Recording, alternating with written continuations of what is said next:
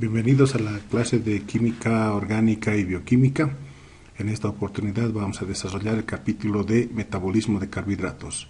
Mi nombre es Alberto Figueroa y vamos a tocar este tema importante para el capítulo de Bioquímica. Dentro de la bioquímica podríamos decir que uno de los aspectos importantes es justamente el hecho que los diferentes nutrientes que se consumen en los alimentos puedan ser los que generen más adelante la energía que necesita nuestro organismo, como habíamos visto anteriormente. Esa energía que requerimos, que todo organismo vivo requiere, puede ser obtenido a partir de aquello que denominamos energía química. Los diferentes compuestos orgánicos normalmente presentan estructuras los cuales al producir la ruptura liberan energía. Entonces esos compuestos orgánicos están presentes en los alimentos. Además, no debemos olvidarnos que, por ejemplo, las plantas toman la energía solar, podríamos decir, que las introduce dentro de su propio proceso metabólico, como es el caso de la fotosíntesis, el cual permite la síntesis de sustancias orgánicas que más adelante serán almacenados en forma de polisacáridos, ya sean las plantas como también los animales tienen esa misma capacidad. El metabolismo de los carbohidratos está enmarcado en dos procesos que son sumamente importantes: la biodegradación y la biosíntesis. Cuando hablamos de biodegradación es que estas estructuras tienden a fragmentarse, tienden a descomponerse hasta llegar a moléculas sencillas que va a ser considerado a la hora del proceso metabólico por el organismo.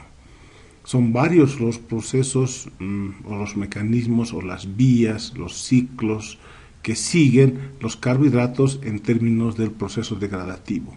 Podemos mencionar algunos de ellos, por ejemplo la glicólisis, que también se denomina el esquema de Embden-Meyerhof-Parnas, como también otro ciclo, en este caso muy importante dentro del metabolismo de los carbohidratos, es el ciclo de las pentosas, también denominado el esquema de Warburg-Dickens. Vamos a desarrollar inicialmente lo que es la glicólisis. La glicólisis consideramos como una vía metabólica, una ruta metabólica fundamental, como la columna vertebral del proceso biodegradativo de los carbohidratos. La glicólisis empieza el proceso degradativo con una hexosa que es sumamente importante, como es el caso de la glucosa, que en su punto intermedio llega a producir prácticamente dos triosas. A partir de esas triosas se desarrollará el proceso degradativo hasta la generación de piruvato. También podemos ver que inicialmente se consumen algunos ATPs necesarios para activar la glucosa, pero más adelante, cuando ya el proceso continúa a partir de las triosas, prácticamente tenemos la generación de energía. Pero vayamos a un proceso un poco más en detalle de lo que es la glicólisis. Y aquí podemos presentar aquello que corresponde a la glicólisis. La glicólisis, glico quiere decir glucosa, lisis quiere decir destrucción. Es la destrucción de la glucosa, la descomposición de la glucosa, siguiendo toda esta vía, esta ruta, hasta llegar al metabolito final del proceso denominado piruvato. Entonces, en este proceso podemos encontrar que la glucosa va a degradarse. Y vamos a hacer una descripción de este proceso biodegradativo de la glucosa mediante la vía de la glicólisis. Tenemos a la glucosa, que requiere inicialmente de activarse para llegar a formar glucosa 6-fosfato.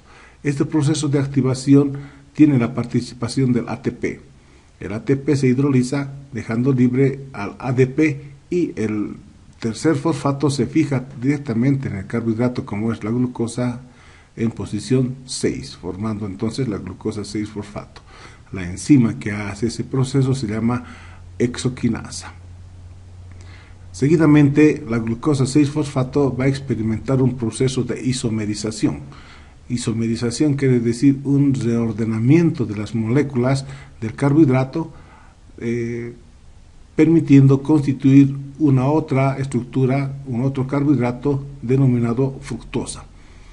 Queremos aclarar que la glucosa y la fructosa son hexosas, son carbohidratos que tienen 6 átomos de carbono. La diferencia está que la glucosa es una aldosa y la fructosa es una cetosa. Esta isomerización está dado por la fosfoglucoisomerasa. Esta enzima entonces lo que hace es prácticamente reordenar las moléculas en términos de la estructura sin necesidad de aumentar o disminuir elementos prácticamente en el carbohidrato. Una vez que tenemos la glucosa 6-fosfato, partimos a una nueva hidrólisis, fijando un nuevo fosfato en el carbohidrato mediante la hidrólisis del ATP y fijándose en posición 1, de tal manera que tenemos el carbohidrato ahora con 2 fosfatos, como es el caso de la fructosa 1,6-difosfato. La fructosa 1,6-difosfato entonces es un carbohidrato que tiene en posición 1 y en posición 6 a los fosfatos correspondientes.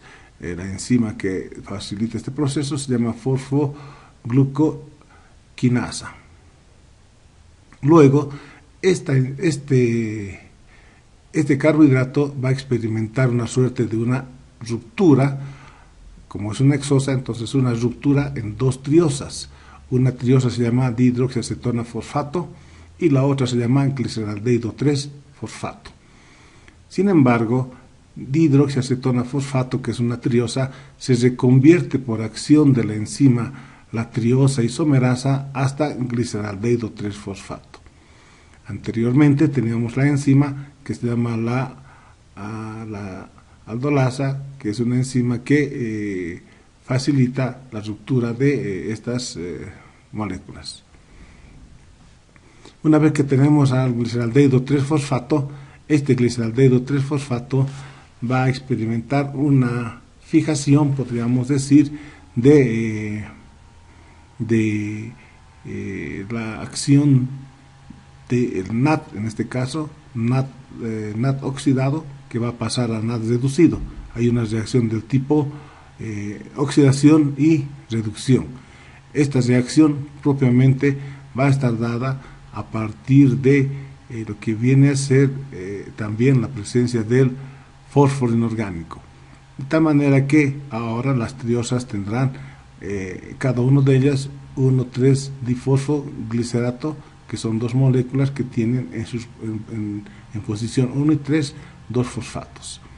A partir de ello, entonces, estos fosfatos que se encuentran van a liberarse de a poco. Es la siguiente reacción donde tenemos al ADP. El ADP, el adenosindifosfato, va a tomar un fosfato de la triosa para permitir la síntesis de un ATP. Este ATP se denomina ATP de sustrato. Quiere decir que es un ATP que no se está sintetizando en la propia matriz mitocondrial, sino más por el contrario, este ATP está sintetizándose fuera de ese entorno. Por eso se denomina ATP de sustrato. Para posteriormente formar entonces el 3-fosfopiruvato. Esta molécula entonces va a experimentar todavía un reordenamiento del fósforo de posición 3 a posición 2. Entonces tenemos de 3-fosfoglicerato que va a pasar a 2-fosfoglicerato. De 2-fosfoglicerato, entonces, esta molécula va a eliminar agua, para luego dar origen al fosfoenolpiruvato. Y el fosfoenolpiruvato, como todavía tiene un fosfato en la estructura, va a hidrolizarse fijándolo en el ADP para formar el adenosin-trifosfato, un ATP, y quedar el metabolito final residual como viene a ser el piruvato. Entonces el piruvato va a considerarse como el producto final de la degradación de la glucosa dentro de todo este proceso. Si bien ese es el proceso biodegradativo en términos de la masa, podemos indicar también que existe de manera paralela un proceso energético. Vemos en la primera reacción, a este nivel, que se requiere de energía. Prácticamente el proceso consume energía dado por el ATP. Aquí tenemos una otra reacción que también se vuelve a consumir un otro fosfato que se va a fijar prácticamente en el carbohidrato, de tal manera que tenemos dos ATPs que se hidrolizan, que se consumen para desarrollar la primera fase de la glicólisis. Entonces podríamos decir que aquí no se está generando, sino más bien se está consumiendo ATPs. Pero posteriormente tenemos aquí la síntesis de un ATP. Entonces ese ATP ya es producto de la reacción química, un ATP. También aquí tenemos un NAD fosfato reducido. Este NAD fosfato tiende a ir hacia lo que corresponde la cadena respiratoria, la fosforilación oxidativa, sintetizando 3 ATPs. 3 ATPs más uno que tendremos por acá serían 4 ATPs. Y luego tenemos por acá un otro ATP que se sintetiza, ¿no? Un otro ATP. Entonces tenemos 3 más 1, 4 más 1, 5 ATPs. Sin embargo, ustedes aquí pueden apreciar que todo hace referencia a un valor numérico de 2.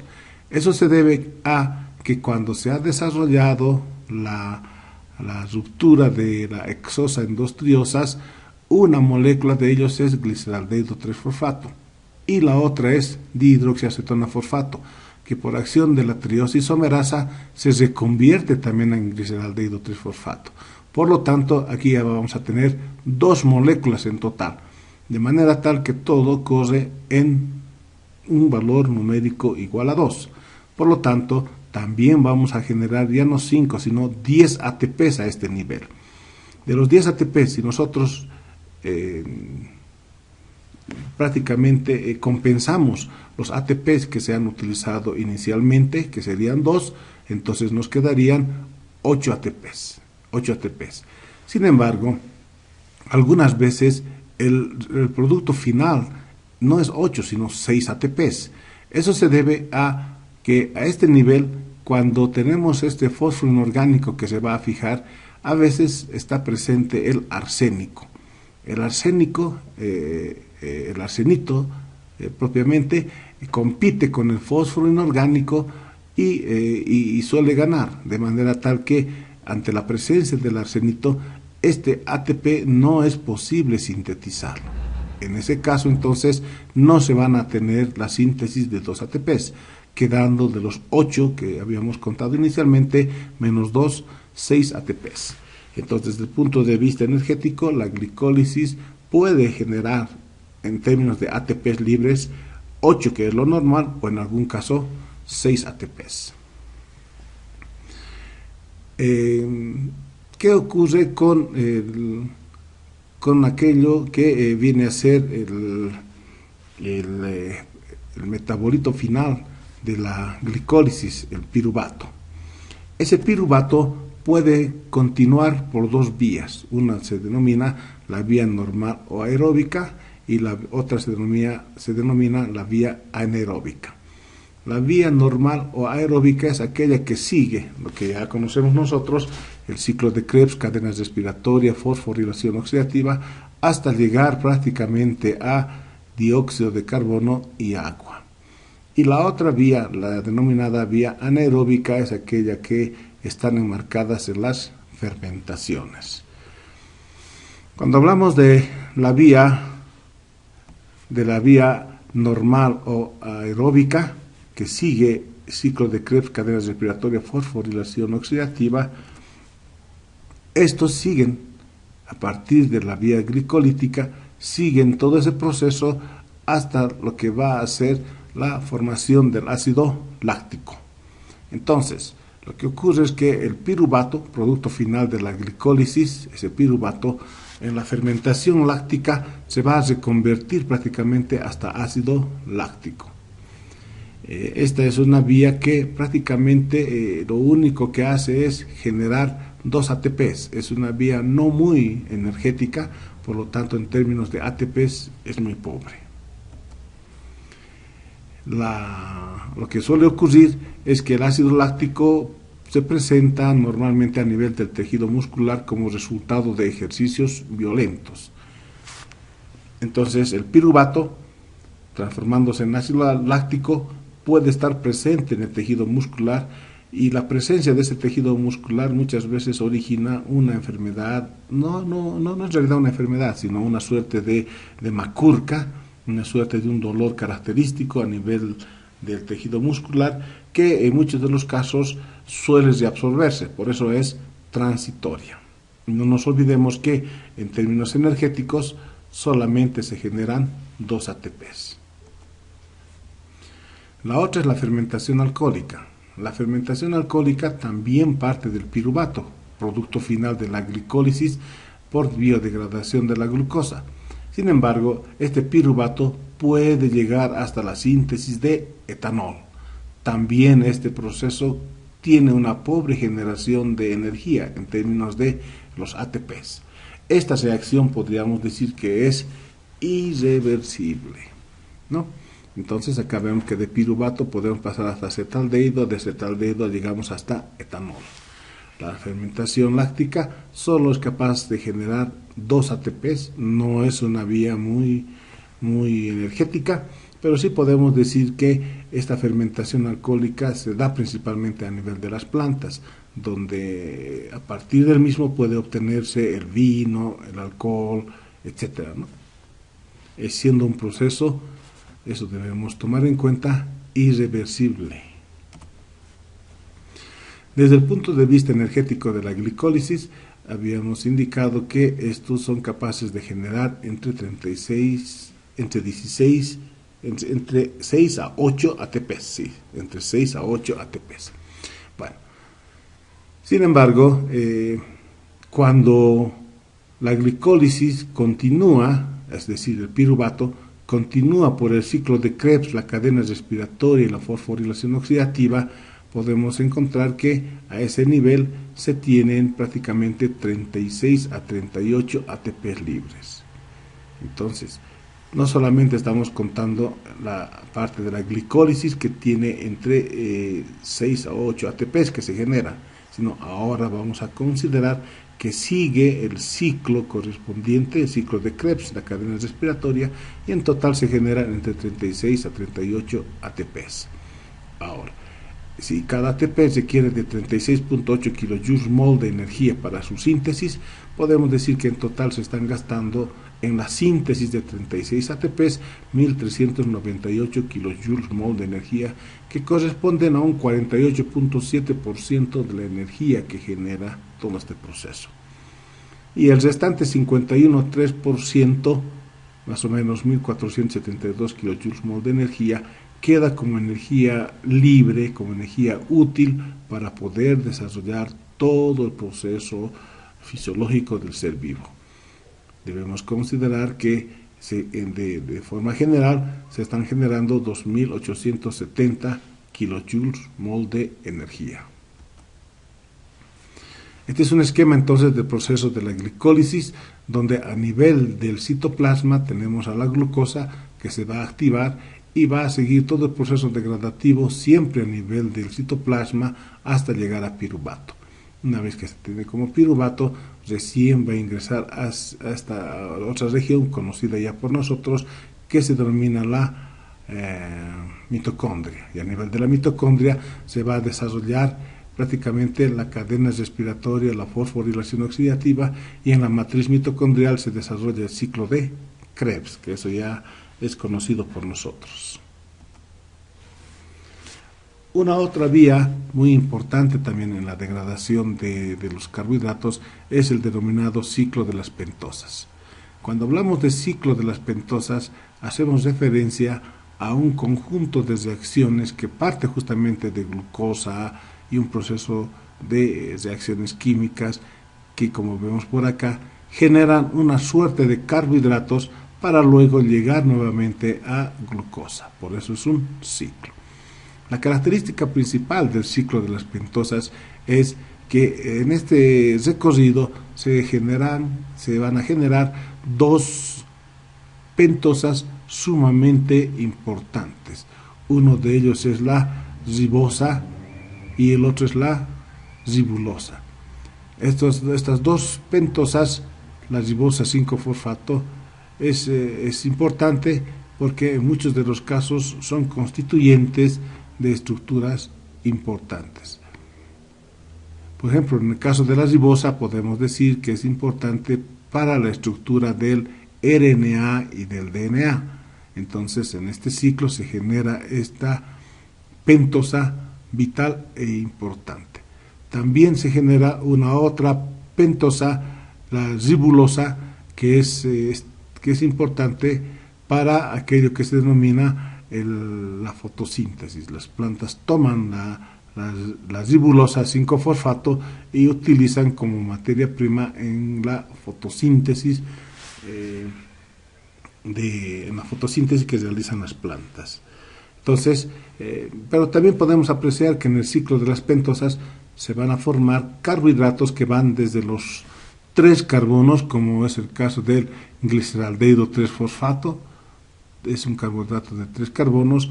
También se genera la eritrosa 4-fosfato, que es un carbohidrato de 4 carbonos. También carbohidratos de 5 carbonos, como es el caso de la xilulosa 5-fosfato, de la propia ribosa 5-fosfato, la ribulosa 5-fosfato, y generamos también carbohidratos de 6 carbonos, como es el caso de la fructosa 6-fosfato y la misma glucosa 6-fosfato. Pero además también vamos a generar carbohidratos que van en un número de 7 carbonos, como es el caso de la pseudoheptulosa 7-fosfato. Entonces es un ciclo muy interesante que permite generar carbohidratos desde 3 carbonos hasta 7 carbonos, siendo los más importantes las pentosas ribosa 5-fosfato y ribulosa 5-fosfato. La glicólisis y el ciclo de las pentosas prácticamente coexisten, al igual que la degradación que estos desarrollan sobre la glucosa. El ciclo de las pentosas podríamos decir que permite la formación también de glucosa y es una vía que oxida por la glicólisis hacia el ciclo de Krebs. Prácticamente el 50% de la glucosa hepática, la glucosa que se encuentra a nivel del hígado, se oxida por el ciclo de las pentosas.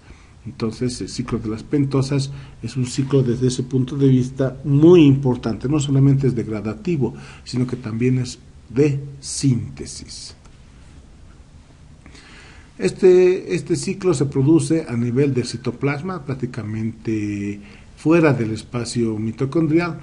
Es importante porque también genera metabolitos para la síntesis de los ácidos nucleicos, que vamos a verlo más adelante. Aporta también carbohidratos para la fotosíntesis, como habíamos visto hace un momento. La ribulosa 5-fosfato es utilizado en el proceso de la fotosíntesis. Y también genera natfosfatos reducidos. Estos natfosfatos reducidos son utilizados en la síntesis de los ácidos grasos, fundamentalmente a nivel hepático.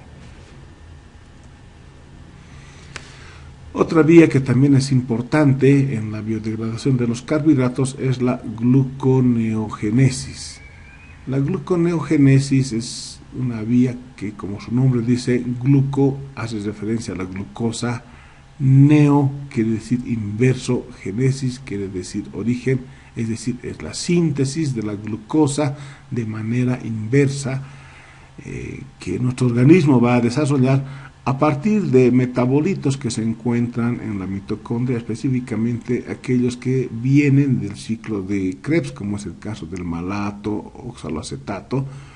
Estos metabolitos serán los precursores para sintetizar en un sentido opuesto a la glicólisis, sintetizar glucosa. En el cuadro podemos ver a todo aquello que está de plomo, corresponde a la ruta de la glicólisis. Entonces, esta ruta para nosotros es conocida, la glucosa, glucosa 6-fosfato, fructosa 6-fosfato, hasta llegar a fructosa 1,6-difosfato, luego la formación de 2 triosas y luego terminamos hasta piruvato. Entonces, esta vía prácticamente es la glicólisis. Y todo aquello que está pintado de un color naranja, como vemos nosotros, va en un sentido prácticamente opuesto que permite llegar hasta la síntesis de la glucosa. Entonces, la gluconeogénesis es una vía opuesta a la glicólisis, que inicia justamente a partir del piruvato, malato, oxaloacetato, que son precursores fundamentalmente del ciclo de Krebs. Esta vía lo que hace es la conversión de piruvato a glucosa, es en una vía opuesta a la glicólisis. En esta vía de biosíntesis de glucosa se utiliza moléculas precursoras, como es el caso del malato, del oxaloacetato. Y en términos de las enzimas son todas aquellas que participan en la glicólisis. La glicólisis tiene un conjunto de enzimas, los cuales prácticamente son utilizadas en esta vía opuesta. Podríamos decir que las reacciones del tipo exergónica, es decir, que elimina energía. Los metabolitos que dan origen prácticamente a esta vía metabólica están presentes en el ciclo de Krebs, a los cuales se los denomina ácidos glucogenéticos. Estamos hablando del oxaloacetato, del malato, que serán entonces los que originan esta vía, denominándose entonces a estos metabolitos como ácidos glucogenéticos. La importancia de esta vía es que aporta también glucosa al sistema nervioso. El sistema nervioso es un fuerte consumidor de glucosa, por lo tanto, ese aporte va a ser permanente de glucosa, el cual va a permitir que la actividad sináptica a nivel del sistema nervioso sea más eficiente.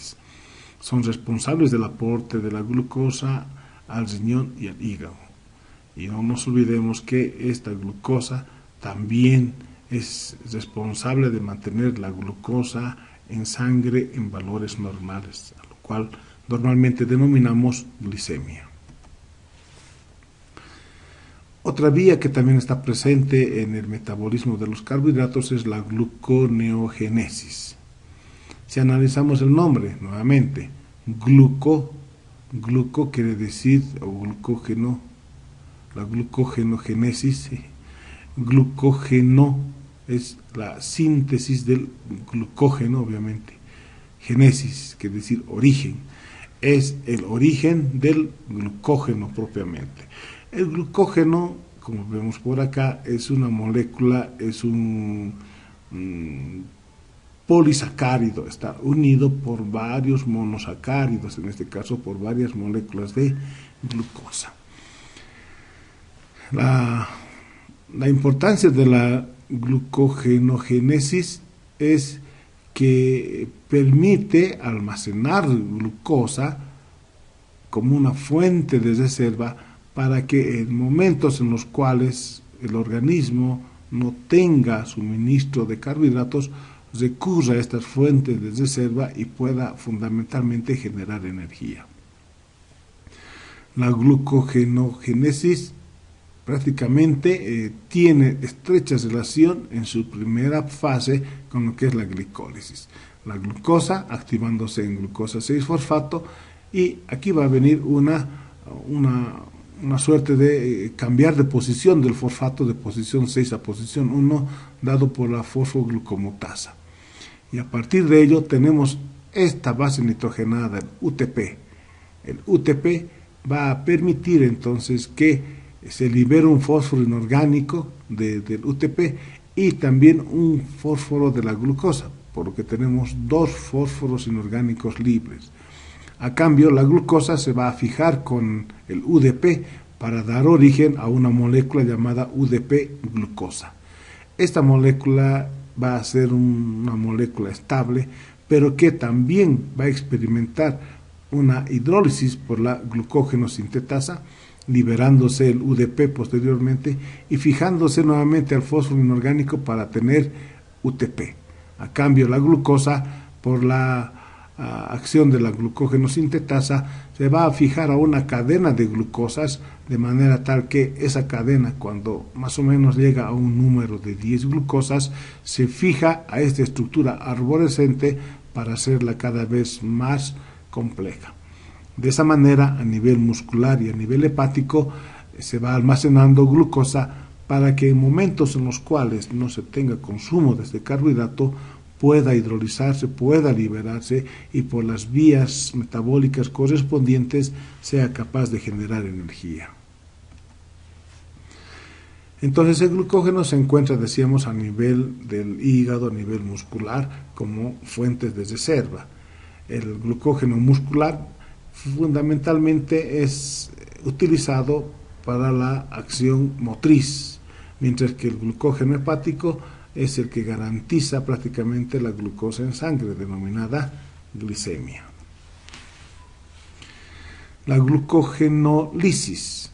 La glucogenólisis es el proceso opuesto a la glucogenogénesis. Lisis quiere decir destrucción del glucógeno, eso significa. Entonces acá tendríamos el glucógeno, pero a veces es necesario, porque puede ser por un periodo prolongado que no se ha consumido alimentos, este glucógeno se hidroliza liberando glucosa, va a liberar la glucosa. Para esto se requiere de algunas enzimas que permiten prácticamente hacer las hidrólisis correspondientes hasta tener a la glucosa 1-fosfato, glucosa 6-fosfato, el cual puede ir directamente hacia la glicólisis o en algún caso, liberando este fosfato, solamente llegar hasta la síntesis de glucosa. Si sigue por la vía de la glicólisis, seguramente vamos a entrar al ciclo de Krebs, cadena respiratoria, fosforilación oxidativa, y vamos a empezar a generar ATPs. Entonces la glucogenólisis es una vía que permite la destrucción del glucógeno, liberando este producto que es importante, glucosa.